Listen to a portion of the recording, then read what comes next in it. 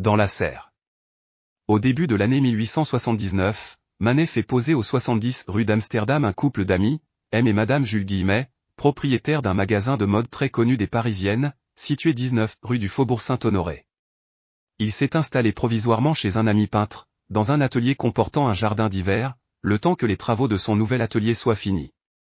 Manet, en plaçant ses personnages dans le jardin d'hiver à la végétation exubérante, évite ainsi de recourir au plein air, ce qui lui permet de concentrer tous ses efforts picturaux sur les figures. La même année, Manet réalisera un Madame Manet dans la serre, en faisant asseoir son modèle au même endroit que Madame Guillemet. Le peintre a employé tout son talent à mettre en valeur la toilette de la jeune femme, d'origine américaine mais qui est devenue l'une des personnalités les plus élégantes de Paris. Le jaune cru du petit chapeau à plumes nouées sous le menton, des gants et de l'ombrelle fait ressortir encore la délicatesse du gris de la robe, dont Manet s'est appliqué à rendre le savant plissé. Présentée au salon de 1879, cette toile fait les délices des critiques, toujours à l'œuvre.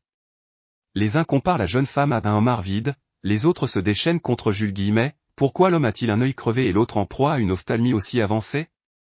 Mélange de réalisme et d'impressionnisme, cette toile inspirera une réflexion désobligeante à Jules Castagnari, les figures et les mains sont plus dessinées que d'habitude, Monsieur Manet ferait-il des concessions aux bourgeois? Cette toile est la première œuvre de Manet achetée par un musée, en l'occurrence celui de Berlin. Pendant la Seconde Guerre mondiale, elle fut cachée par les nazis dans une mine de sel, où des soldats américains la retrouvèrent en 1945.